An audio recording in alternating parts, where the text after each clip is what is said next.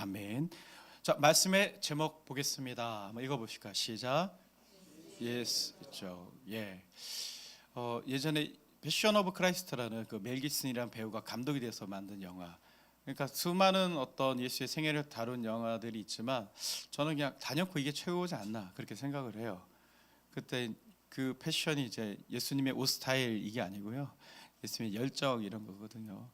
자, 우리 예수의 열정에서 우리가 예수로서 복음으로서 어떤 것들을 우리에게 말씀하고 있으신지에 대해서 오늘 내 말씀이 되기를 주의 이름으로 간구드립니다. 첫 번째로 한번 보시겠습니다.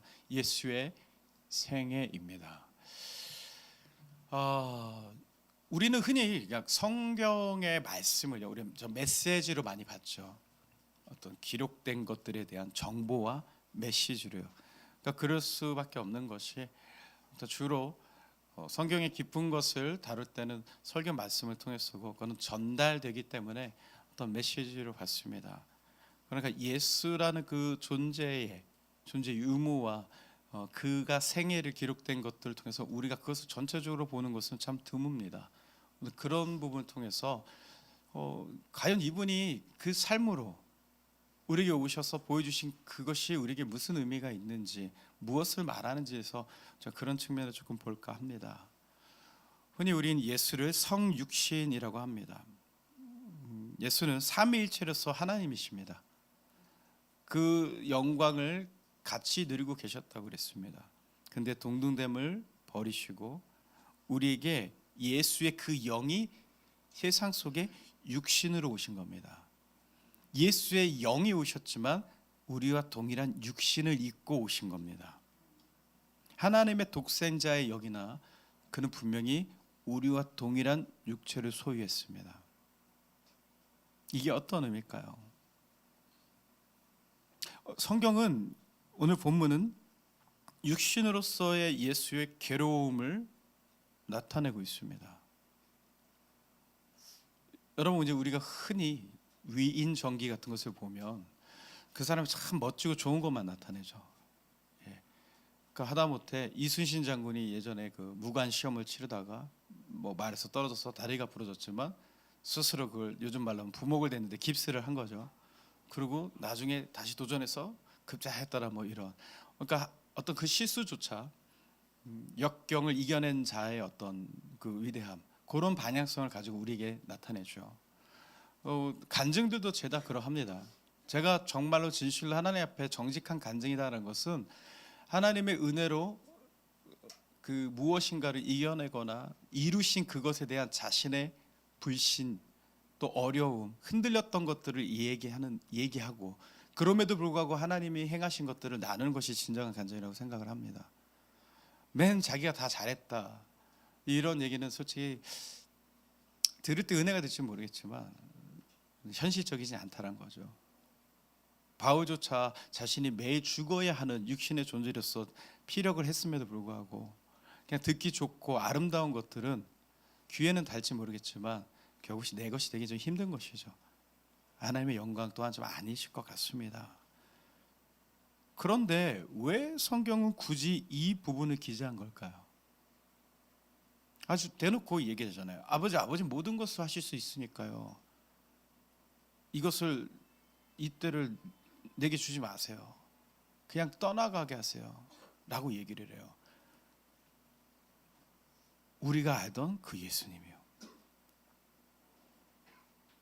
근데 왜 이 부분을 안 넣어도 될 부분을 그냥 땀방울이 핏방울이 되도록 겟세마네 동산에 올라가서 기도하셨더라. 그러니까 예수님이 지금 붙잡히시던 날 밤에 이 상황이지 않습니까? 성경의 배경은 그러하잖아요. 그냥 이때가 나에게서 지나가기를, 나한테 오지 말고 그냥 지나가기를 구하는 그런 마음. 그러면서 아버지 모든 것이 가능하신 것을 전제로 하면서 이 잔을 내게서 옮기시옵소서라고 얘기한다는 거죠. 그리고 성경은 그걸 왜 말하는가? 두려움과 회피를 예수께서 기도하고 있단 말이에요. 이걸 왜 기재했는가? 저는 이 부분에 대해서 문득 이런 생각이 들었어요. 그것은 예수도 그도 육신이었다는 것을 강조하는 것이다. 그럼으로써 우리에게 주시는 메시지가 있다라는 것이었어요. 제가 아까 막 말씀 준비하다가 이제 4시 좀 넘어서 잤다 하는데 동료 목사님들이나 선배 목사님들 또 보면은 거의 목사님들 대부분 토요일 날 밤을 새시더라고요. 거의 대부분.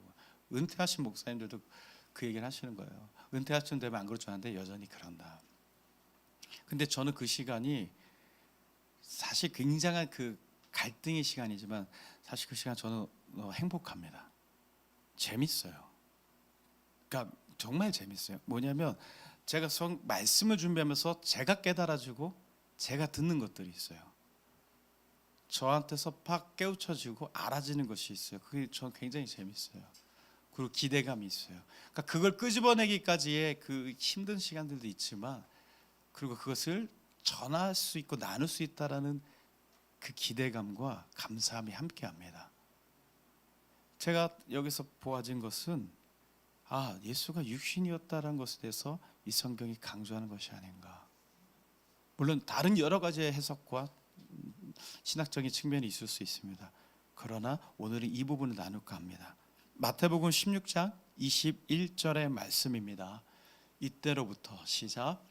이때로부터 예수 그리스도께서 자기가 예루살렘에 올라가 장로들과 대제사장들과 서기관들에게 많은 고난을 받고 죽임을 당하고 제3일에 살아나야 할 것을 나타내시니. 자, 이 말씀을 통해서도 예수께서는 이미 예루살렘 그 입성하시고 거기 올라가서 그 당시의 권위자들, 종교 지도자들, 그다음에 민족의 지도자들에게 순환, 고난, 고초 그것을 다 당하는 거죠. 근데 그게 단순히 모욕이나 이런 것이 아니에요. 그 아까 언급하였던 패션 오브 크라이스트라는 그 영화에서 예수님이 채찍 맞는 장면이 나오죠. 그 7갈래에서 9갈래 정도 되는 채찍이 이렇게 갈라져 있는 곳엔 짐승의 뼈들, 쇠조각들이 달려 있어요. 그것을 가지고 사람을 칠 때 스쳐 지나간 것이 아니라 살을 훑어버리는 거예요. 디스커버리의 다큐멘터리에 그 예수의 그 채찍 맞음에 대한 그 충격이나 손상 정도를 실험하는 그런 것이 있어서 잠깐 본 적이 있어요. 그러니까 돼지를 가지고 죽은 돼지죠. 죽은 돼지에 초음파를 다 이렇게 꽂아놓은 거예요. 바늘을 통해서. 그러면서 여러 곳에서 또 낳고 그 채찍을 복원해서 쳤을 때 그 충격이 전해지는 것들에 대해서 전기 신호나 우리가 볼 수 있는 입체적인 영상 신호로 변화된 것들이요. 그랬을 때 그들이 이렇게 얘기한 거죠. 우리가 이렇게 숨을 쉴 때 이 폐를 잡고 하는 이 흉부균약 이런 것들이 많이 손상돼서 숨 쉬는 것조차 힘들었을 것이다. 숨을 쉬기 위해서 몸 자체를 들어 올려야 되는 이렇게 해서나 쉬어야 될 만큼 많은 손상을 입었다는 거죠. 근데 그 상태에서 십자가를 지고 골고다를 걸어가신 거예요. 머리에는 두피를 뚫고 두개골을 찌르고 있는 그 가시 면류관을 쓰고 온몸이 피범벅이 된 채 숨쉬기조차 힘들어진 그 손상을 입고요. 그래서 십자가가 그 1000번의 죽음이라는 그 별명을 갖고 있는 사형 방법입니다. 얼핏 생각하면 목이 잘려 죽기도 하고 더 많은 고통이 죽음이 있을 것 같은데 화형만 해도 무시무시한데 왜 십자가가 사형 방법 중에서 가장 극악하다고 할 것인가? 왜냐하면요, 멀쩡한 사람이요 십자가에 죽었을 때 그 양손과 발을 포개서 뚫은 그곳에서 피가 날 때 자신의 몸무게를 지탱해야 되기 때문에 그 움직임 때문에 지혈이 되지 않는 거예요. 그 상태에서 그 고통을 가지고 건강한 사람이 그렇게 매달렸을 때는 일주일도 살아 있는답니다. 심지어 물까지 줘가면서요. 빨리 죽지 말라고요. 그래서 십자가라는 그 형벌이 무서운 형벌이라고 말하는 것입니다. 근데 예수가 지금 방금 본 말씀에서 그것을 이미 알고 계신다는 거예요. 그럼에도 예수는 그것을 선택하셨고 그 걸음을 걸으셨어요. 두려웠는데도요.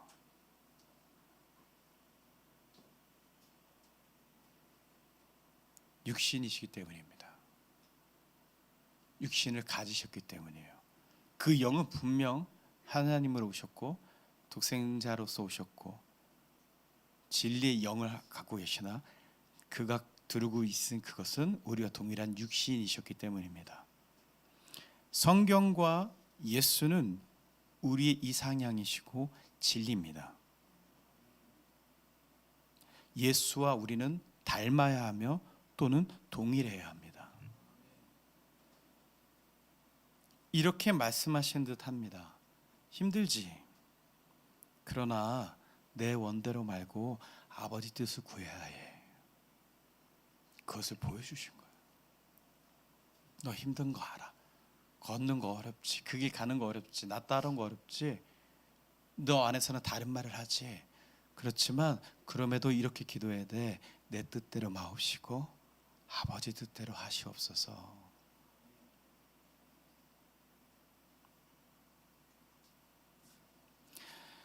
구원받은 중생한 자는 예수와 동일한 자녀입니다. 물론 우리는 양자입니다. 우리 본래 자녀가 아니고 백성이 아니었지만 하나님의 자녀가 되었죠. 예수 그리스도를 통해서요. 그래서 우린 양자의 영이라고도 합니다. 그러나 우린 예수와 동일한 것이 있습니다. 물론 영적인 격은 비교할 수조차 없죠. 그 영적인 격은 비교할 수 없지만 본질적으로 우리 하나님 안에 있음이 동일합니다. 같은 속성이며 본질적으로 같은 유형이 되는 겁니다. 그게 구원받은 자입니다. 성령을 통해서 예수를 거쳐서 하나님의 자녀가 되는 그것을 우리가 받았습니다. 이것이 성경의 메시지적인 가르침적인 측면에 예수의 생애로서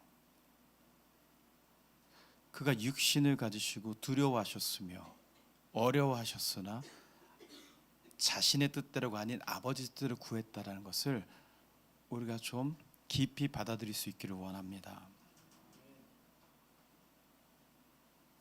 얘들아, 육신을 가진 너희는 늘 내 뜻대로 말고 아버지 뜻대로 그렇게 그 생애가 말씀하고 계신 것 같아요. 두렵고 어렵기도 하나 그러나 주께서 하나님의 뜻대로 구하심을 인해서 하나님의 아빠 안에서 이루신 일들을 우리는 알고 있습니다. 그렇다면 동일한 것이죠. 동일하다 말씀드렸어요. 닮아야 된다고 말씀드렸어요. 우리도 두렵고 어렵습니다. 그러나 아빠 안에서 우리도 그렇게 이뤄갈 수 있습니다.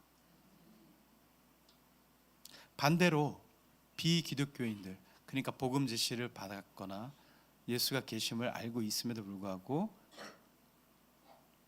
이런 신앙생활을 하지 않는 자들, 그러니까 흔히 말하면 이제 교회 출석하지 않는 사람들이죠. 그런 비기독교인들, 그리고 교회를 출석하고 있는 불신자들, 뭡니까? 교회를 열심히 나왔고 직분이 있어요. 심지어 목회자까지 포함해서요. 그 불신자들은 예수가 주인이 아닌 자들입니다. 하나님 하실 일에 대해서 믿지 않아요. 그러니까 저는 제 사명은 그렇게 생각해요. 교회 안에 있는 불신자들을 변화시키는 제 사명이 좀 그쪽에 있다고 알고 있습니다. 이것이 좀 설명이 되지 않나 싶은 거예요. 이 사람들 비기독교인들과 교회 안에 불신자들이 좀 설명되지 않나. 무엇이냐면요, 육신으로서 그 예수의 그 길을 두려워하고 회피하는 거예요. 그러니까 비기독교인들 아는 거죠. 예수 십자가 그거 피곤한 거죠. 여러 가지 이유들이 있죠. 일요일날 4시간 쓰거나 안에 여러 가지 이유가 있지만 근본적으로 뭐냐면 예수를 따르고 예수의 가르침대로 살아야 한다는 것. 즉 예수처럼 살아야 한다는 것에 대해서 거부하는 거죠. 왜냐하면 그것이 두렵고 어렵거든요. 회피하죠. 교회 안에 있는 불신자들이요. 교회를 30년 단위 한 수집사, 목회를 몇십 년을 한 목회자들도 왜 그렇게 예수처럼 되어가지 않는가? 그럼 내가 그것이 두렵고 내가 그것이 어렵기 때문에 알매도 나는 그것을 외면하고 묵인하고 있는 것입니다. 자신의 상태를 그냥 묵인하는 거죠. 왜? 당장 어떤 변화는 없으니까요. 마가복음 4장 36절 이하에 그 장면을 보면 예수와 제자들이 탄 배가 큰 바람과 풍랑을 맞이합니다. 그러니까 순간 폭풍이 이렇게 일어났죠. 근데 성경 구절 보면요, 예수께서 뱃머리에서 베개를 베고 주무시고 계셨다고 그랬어요. 근데 그게 어느 정도 하면 제자들이 혼비백산해서 이제 다 죽게 되었다라고 말할 정도로 그런 풍랑이었어요. 제가 여기에 예수는 주무심하고 가로 열고 헐 하고 가로 닫고 해놨어요. 여기서 포인트입니다. 지금 제자들은 누구와 있습니까? 제자들은 누구와 있죠? 제자들은 누구와 있습니까? 여러분 묻겠습니다. 여러분은 누구와 있습니까? 뭘 얘기하는지 아니까 대답이 더 자신이 없어져요. 제자들은 예수와 있습니다. 우리도 예수와 있습니다. 근데 그들은 혼비백산합니다. 두렵습니다. 죽게 되었다라고 얘기합니다. 주님께서는 이 혼비백산하며 두려워하였고, 주님 우리가 좀 죽게 된 것이 안 보이십니까? 라고 했을 때 일어나서 바다와 바람에게 꾸짖으시며 잠잠하라고 명하십니다. 그리고 나서 제자들에게 말씀하세요. 뭐라고 하시냐면요, 왜 믿음이 없느냐라고 꾸짖으시는 거예요. 예수와 함께 있을 때 두려움을 가지는 것은 믿음이 없음입니다. 여러분 누구가 계신다고요? 불신자 되지 마십시오.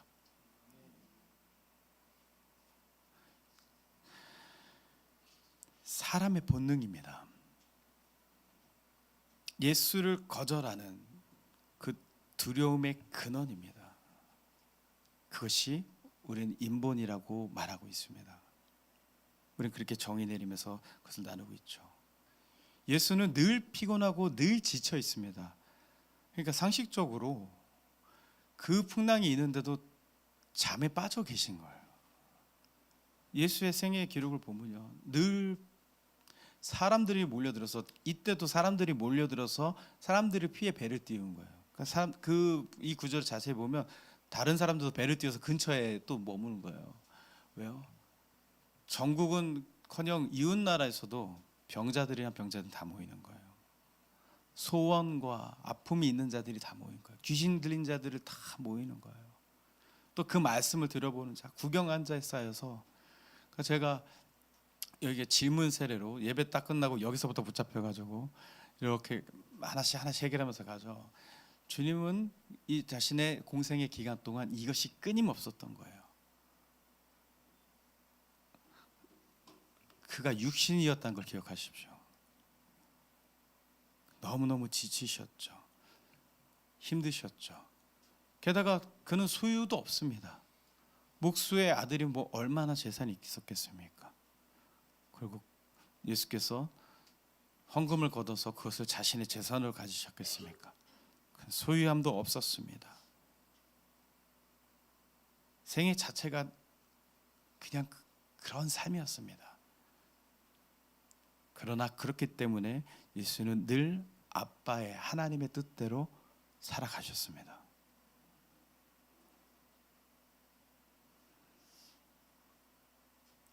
본인은 인본을 거절하시고 하나님 뜻대로 가시기를 기도하셨습니다. 예수조차도 두렵고 어려운 그것을 내가 하나님 뜻대로 하게 하여 주옵소서라고 기도하셨다라는 거예요. 이것은 굉장히 우리에게는 고무적인 일이 될 수도 있어요. 예수는 완벽하며 그는 신이었으니까 우리더러 왜 그렇게 살라고 하는 거야가 아니었다는 거예요. 똑같이 배고플 수 있고 지칠 수 있고 두려워하며 어려워하고 그 걸음의 고난을 너무너무 회피하고 싶은 그도 육신이 있으셨어요. 그러나 그의 영은 기도하십니다. 내 뜻대로 마옵시고 아빠 하나님의 뜻대로 하시옵소서. 내가 그것을 가게 하소서. 그래서 하나님의 아들이신 거예요. 그것이 우리의 모습이어야 되는 거예요. 그렇게 우리가 하나님의 자녀 되는 거예요. 예수의 생애는 우리의 생애와 같아야 합니다. 우리가 예수의 생애를 닮을 수 있기를 간절히 축원드립니다. 요즘 성경을 볼수록 신기합니다. 뭐냐면 예전에 없던 것들이 있어요. 전에도 한번 말씀드렸는데 자꾸 뭔가 성경을 보는데 대화가 되는 느낌이에요. 예전에 이렇게 문자로 보았고 지식으로 봤다면 지금은 그 안에서 주님이 이렇게 그 텍스트 안에 주님의 얼굴이 들어있고 영상이 있으며 이렇게 대화가 되는 그런 느낌을 자꾸 요즘 받고 있어요. 볼수록 신기한 게 뭐냐면 사람을 너무너무 잘하신다는 거예요. 우리를 너무너무 잘하시고 그것을 어쩜 이렇게 기록해 놓으셨을까? 과연 하나님이시다. 예수께서는 죄와 죄인에 대해서 엄중하고도 무서운 경고를 하십니다. 그러면서도 그래서 우리가 선택해야 할 것과 그것을 선택했을 때 얻게 될 천국에 대해서 말씀하십니다. 이것이 주님과 대화하면서 여러분이 성경을 보게 된다면 네가 그렇게 연약하고 두렵고 힘든 것 알아. 그래서 기도해라는 거예요. 거기에 넘어지면 안 돼. 아버지 뜻대로 구해. 그렇다면 너는 이미 이 땅에서 천국을 소유한 자가 될 것이야. 하나님 자녀가 될 것이라고 말씀하십니다. 두 번째로 봅니다. 예수의 목적입니다. 어느 조직이긴 간에 공동체 안에는 한두 명씩 고문관이 있기도 합니다. 이 고문관이 뭐냐면 군대에서 소위 말하는 관심병사 이런 거죠. 우리가 우스갯소리로 도현아 가서 관심병사 돼서 빨리 나와 막 이런 얘기하고 가서 천사가 보여요 막 계속 그러라고 집에 보내줄 수 있다고 막 이런 얘기를 하게 되죠. 그러니까 그런 거예요. 막 그냥 자 고개를 드십시오. 고개를 드세요. 고개를 드세요. 예. 등받이에 허리를 딱 제대로 붙이시고 피곤하고 힘드시면 뒤에 가서 서 계시고 드세요 고개. 허리 펴시고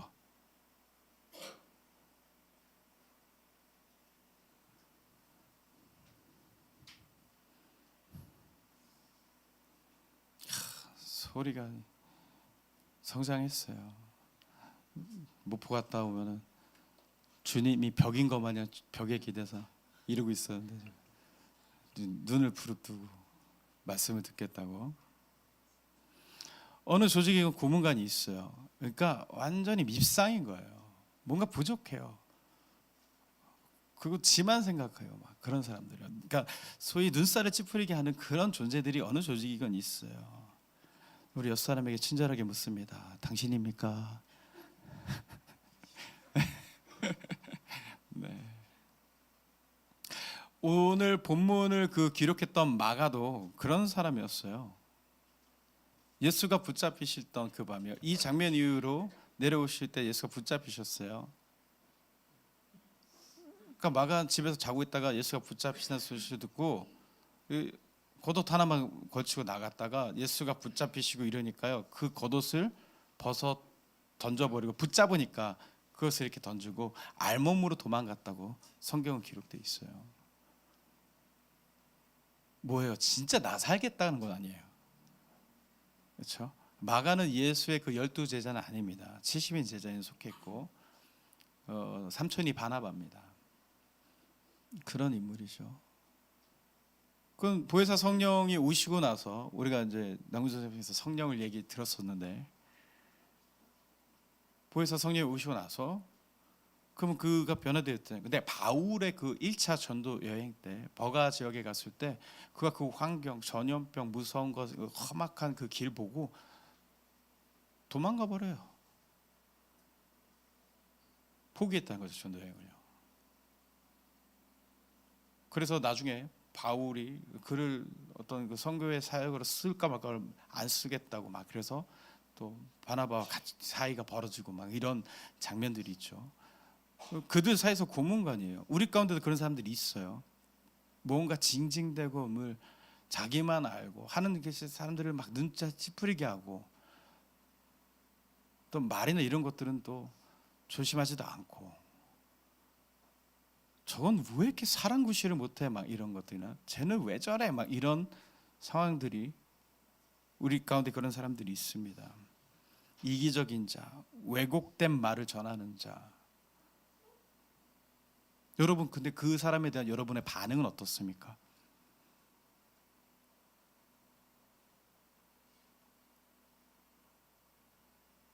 혹시 분노하시거나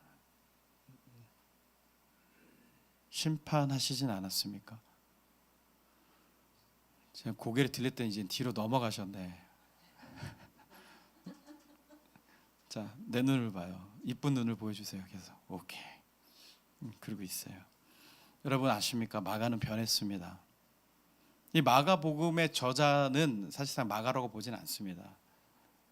이 설명하는 형식이나 이런 것들이 베드로의 형식이 많다고 그래서 저자는 마가이나 어떤 그 기록을 담당한 자 정도 생각합니다. 실제로 그는 베드로의 통역관이 되었었습니다.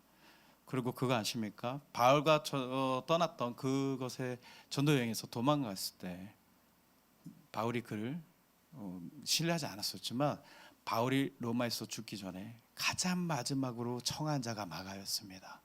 사랑하는 내 아들. 하나님이 마가를 변화시키신 겁니다. 근데 우린 어떠합니까? 하나님 그 사람을 어떻게 변화시킬 줄 알고요? 하나님 그 사람 계획이 어떻게 지나갈 줄 알고요? 근데 우리는 그 순간 스스럼 없이 육신으로 화내고 판단하고 비판하고 그래 버린다는 거죠. 그래서 예수가 계속 그렇게 메시지를 주시는 겁니다.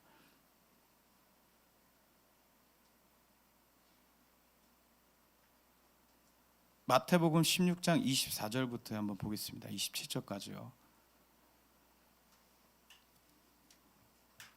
이에 시작 이에 예수께서 제자들에게 이르시되 누구든지 나를 따라오려거든 자기를 부인하고 자기 십자가를 지고 나를 따를 것이라. 잠시만요. 누구든지 나를 따라오려거든 무슨 얘기냐면요. 누구든지 구원을 받으려거든 이란 얘기예요. 네가 살려거든. 자기를 부인하고 자기 십자가를 지고 나를 따라. 자기를 부인하고 십자가를 지고.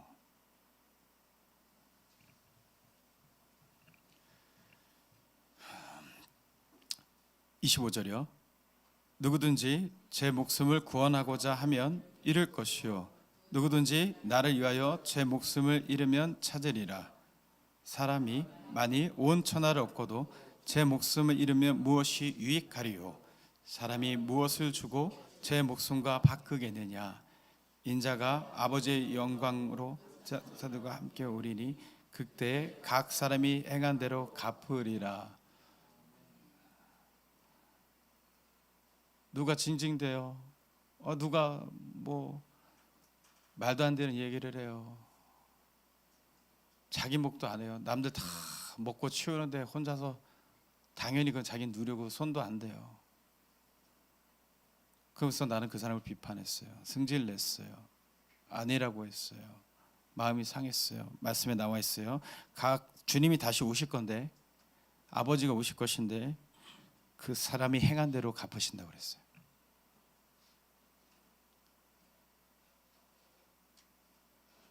이 말씀이 굉장히 날카로운 검과 창이 돼서 좀 여러분을 난도질하고 찌르길 바랍니다. 그래서 말씀하신 거예요. 자기를 부인하고 십자가를 져야 한다고. 예수를 따라가려면. 그래서 우리가 얘기했습니다. 예수처럼 생각하고 예수처럼 말하고 예수처럼 행동하라. 그것이 살 길입니다. 권면이 아닙니다. 유일하게 살 길입니다. 그렇지 못한 우리가 그것을 우리는 지금 인본이라고 정해서 부르고 있죠. 그래서 그것을 게다미 해서 내 안에 나를 내보내라. 그건 자기 부인한다는 얘기예요. 십자가를 져라. 예수를 통과하라는 얘기예요. 예수처럼 생각해야 되며, 그러니까 제가 지금 마가를 설명하고 비판에 대해서 설명한 것이 있어요. 우리가 굉장히 하기 쉬운 실수들이라는 거죠. 그냥 너무 쉽게 인본을 쫓아서 살아가고 있는 부분들이란 거죠. 그리고 아무렇지 않은 거죠. 승질 내면 승질 내버리고, 비판해버리고, 심판해버리고, 그리고도 그것이 잘못됐다는 것도 몰라요. 왜냐하면 자기가 옳기 때문에요. 근데 누구의 생각대로 살라고요? 예수의 생각대로 살라고요. 자기 옳기 때문에 그것이 잘못됐거나 인본이거나 죄라고 생각하지도 않아요. 찔리지도 않아요. 아프지도 않아요. 예수처럼 생각하지 않고요. 예수를 닮지 않고요. 예수처럼 말하지 않아요. 그러니까 예수처럼 살 수가 없어요. 그럼 구원받을 수가 없어요. 이것이 예수의 목적입니다. 우리가 예수처럼 살아가길. 그것이 그가 생애로서, 그가 말씀으로서, 사역으로서 우리에게 나타내신 최종적인 목적입니다. 우리가 예수처럼 되길. 너 자신의 그 본질, 너를 버려. 그리고 나를 따라와. 이거는 사실 목숨을 잃음과 같은 그런 의미입니다.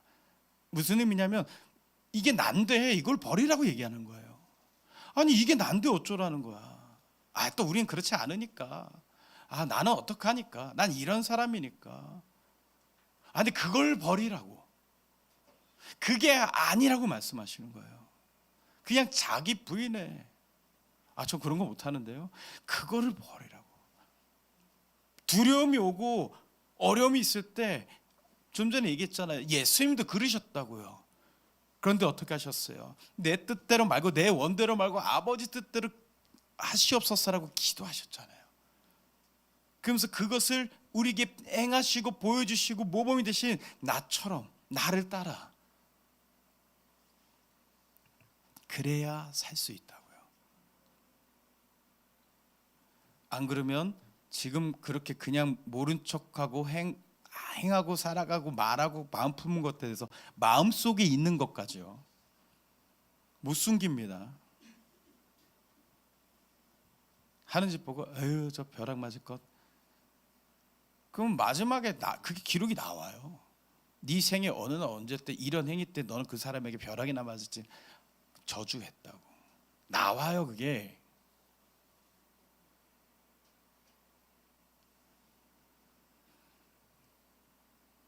나중에 행한 대로 갚으리라 하셨어요. 여러분 우리가 살다 보면 분한 일이 있어요. 분함이 올라올 수 있어요. 사람이 감정이 있는데 어떻게 안 그러겠어요. 성낼 일, 분한 일이 있어요. 또는 좌절하는 사람 계속 좌절의 그 패턴을 갖고 있어요. 소망의 것으로 보지 않는다는 거죠. 계속 낙심해 있어요. 또 현실적으로 이성적으로 우리는 다 봅니다. 현실의 상황을 봅니다. 제가 이 길 걸어오면서 이 정도만 하지 말아야지 할 정도로 극심하게 가난하고 힘들고 병들고 힘든 상황들이 제게 있었어요. 그때 사람은 주관적으로 판단하고 주관적으로 사람을 심판하기도 합니다. 주님 말씀하신 겁니다. 그걸 참으라고요. 그걸 거절하라고요. 저 하는 거 그 순간에 그걸 거절하라고요. 나 자신을.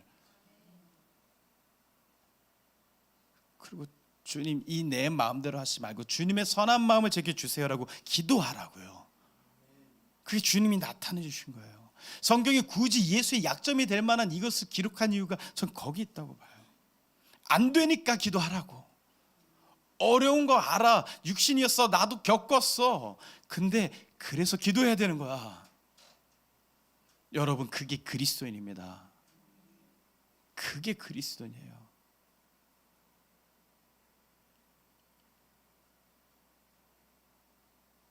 너 왜 승질내서 저 사람이 내 뺨을 때렸어요? 성경에 그 왼뺨도 내어주라고 나와 있지 않았느냐? 내가 너한테 그렇게 가르치지 않았느냐?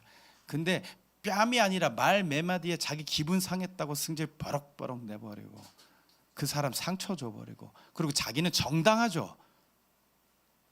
자기가 주인이니까. 그리스도인 아닙니다. 지옥 갑니다. 뭘 맞쓰냐면 그 행위에 있는 것이 아니라 그 사람의 본질이 그리스도인이 아니라는 거예요. 예수를 담으려는 의식이 없어요. 예수를 담으려는 노력이 없어요. 그로 살아가려는 어떤 그 삶의 신앙의 하나님을 구하는 것이 없어요. 참고 거절하고 주님의 그 뜻을 받고 주님처럼 살아갈 수 있기를 기도하는 것, 그게 그리스도인이고, 여러분이 그렇게 변하는 것이 예수의 목적이십니다. 여러분, 이 말은요, 나는 교회 다닙니다 이 얘기가 아니에요. 예수가 나의 주인입니다 라는 말이에요. 변화되라고요.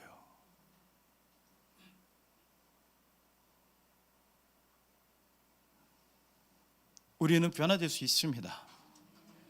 예수가 이미 그것을 아시고 우리에게 목적 삼으셨습니다.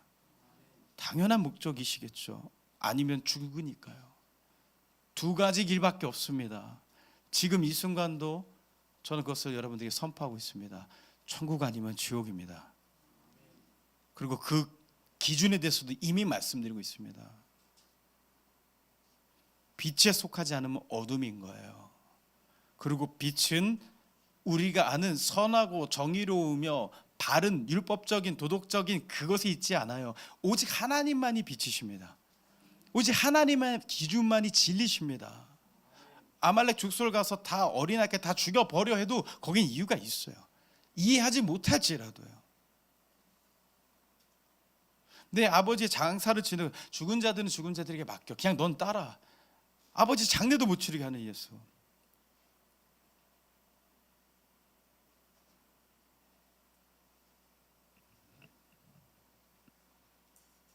그러나 그것을 선택하는 것이 우리에게 진리며 빛이고 생명이 됩니다.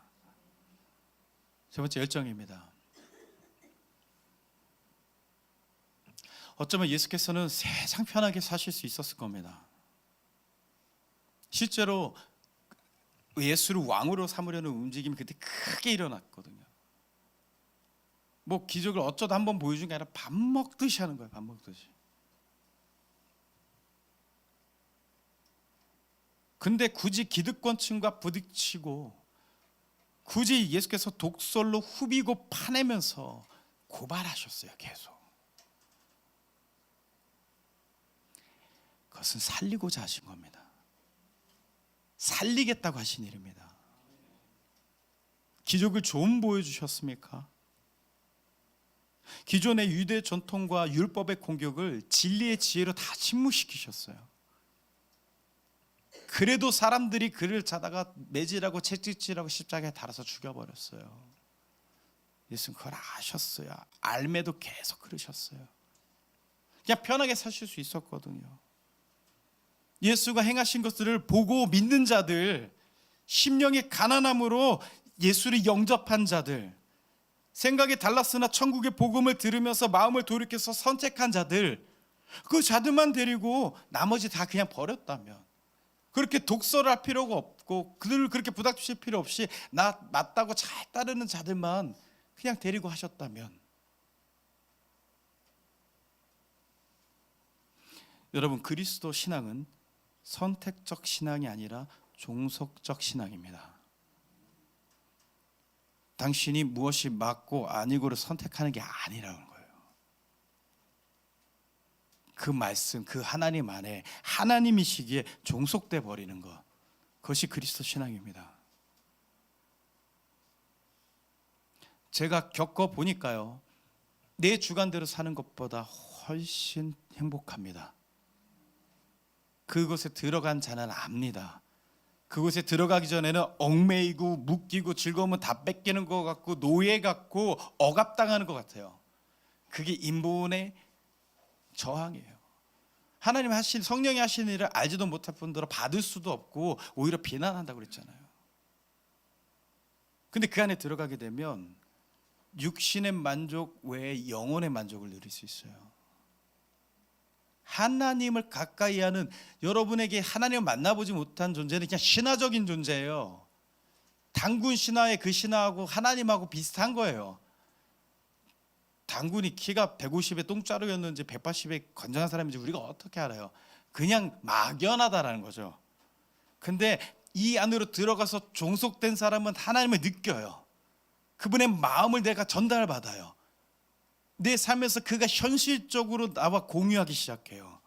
그것은 그 어느 것과도 바꿀 수 없는 놀라운 일입니다.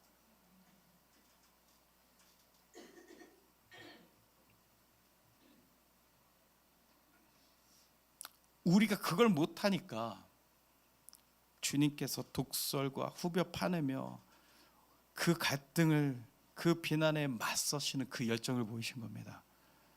그래서 우리를 살리시려고요. 안 받고 지독하게 박해하고 오히려 음해할 때 그래도 전하는 겁니다. 야, 이 독사의 자식들아, 너희가 아브라함의 자손을 하지 말라. 하나님께서는 능히 저 돌로도 아브라함의 자손을 만드실 수 있다. 하나님을 사랑하고 하나님 뜻대로 하는 자야 하나님도 인정하신다. 계속 가르치시는 거예요. 그 마음속에 우리의 그 죄성까지도 고발하시는 거예요. 겉으로는 하는 척 하지만 사실은 중심을 내어주지 않고 내 원대로 하나님을 가지고 맹세한 것은 아무렇지도 않게 여기면서 성전의 돈으로 맹세한 것은 지키는 자들. 그 중심이, 그 하나님이 그 안에 없음을 예수가 너무너무 고발하신 거예요. 그 열정은 포기하시지 않음이 믿습니다. 왜요? 바로 지금 현재 우리를 위해서입니다. 이것이 없었다면 우리는 지금 구원을 이룰 수 없었을 겁니다. 그 열정이, 그 포기하시지 않음이 지금 바로 나를 위한 것입니다. 제가 지난 사역 때 여기서 말씀드렸어요. 그래서 구원받은 사람의 숫자를 언급했었어요. 그 목적은 뭔지 아십니까? 경각심을 위해서입니다. 여러분, 멈추지 마십시오. 여러분, 지금 가고 있으시나? 사단이, 인본이 붙잡고 짓누르고 있습니다. 이건 비유가 아닙니다. 실제적인 일을 지금 말씀드리는 겁니다. 그러니까 떨쳐내고 계속 가시라고 제가 말씀드리는 겁니다. 여러분, 예수는 이곳 모두의 구원을 이미 보고 계십니다. 이거 되게 설명하기가 어려운 것인데요, 예수가 보시는 세계는요, 지금은 아닌데 자신의 나라에 들어와서 함께할 나를 보고 계세요. 지금 전혀 아닌데. 그래서 예수는 이 자를 어떻게 하고, 때로는 고난을, 때로는 은혜를, 때로는 증거를 주시면서 자신과 함께 사랑하는 나를 품에 안으시며 그 나라에서 영원히 살아가실 것을 보고 계세요. 현재는 아니지만 예수는 이미 그것을 보고 계세요. 여러분, 현재 조금만 더 가면 우리 여성도님들 대부분은 이걸 통과하실 겁니다. 이게 아니었어요. 아니었다고요. 근데 굉장히 끌어올려졌어요. 그리고 대부분 다 이제 통과하실 거예요. 저는 그건 있어요. 좌절의 말씀이 온다면 바꾸라고 주시는 거구나라고 해요. 바꿀 수 있으니까 주시는 거라고 해요. 그리고 여러분, 했어요. 하셨어요. 조금만 더 가면 돼요. 그래서 사단이 더 난리를 치고 인본을 계속 건드는 거예요. 관계를 역사하는 거예요. 그래서 얘기하는 거예요. 지금 구원받았다고 지금 안심합니까? 더 하십시오. 이기십시오. 거절하라고. 그리고 하나님 뜻대로 하기를 기도하시라고. 여성들이 그걸 다 통과하게 되면 어떻게 되는지 아십니까? 그 전에 그 각 가정마다 남성분들에게 강력한 영향력이 가기 시작해요. 그게 영적 원리예요. 한 사람의 의인이 있었을 때 그 사람을 통해서 다른 사람을 또 변화시켜가요. 그러면 어떻게 되는지 아세요? 결국은요, 그 엄마가, 그 아빠가 변하고 그 자녀들이 변해 있을 때요, 결국은 그 가문이 변하게 될 겁니다. 그게 주님의 사명이셨어요. 그게 목적이셨어요. 그것을 예수님이 생애를 보여주셨단 말이에요. 육신을 거절하고 하나님 뜻대로 산 하나님의 아들. 열정을 내십시오. 예수도 우리와 똑같은 육신으로 오셨어요. 인류 역사의 구원자들이요, 육신, 인본, 사단을 이기는 열정으로 해낸 일입니다. 지금 그때가 우리의 때입니다. 하실 수 있어요. 제가 시온송을 다니면서 자랑스럽고 자부심이 있는 것이 있어요. 그것은 이곳에는 예수가 계신다는 겁니다. 아빠 하나님 계셔요. 임재하셔요. 지금 이 시대에 어느 곳보다 구원에 가까운 곳이라고 저는 그 자부심을, 그 자랑스러움을 갖고 있어요. 당신의 열정은 예수가 이 땅에 오셔서 죽기까지 남기신 예수의 영적 DNA입니다. 예수가 그리하셨듯 우린 이미 그 피를 받았습니다. 우린 그 DNA를 받았어요. 내게 있어요. 선택하십시오. 우리도 예수처럼 가시기를, 예수처럼 가기를 주 예수 그리스도의 이름으로 간절히 축원드립니다.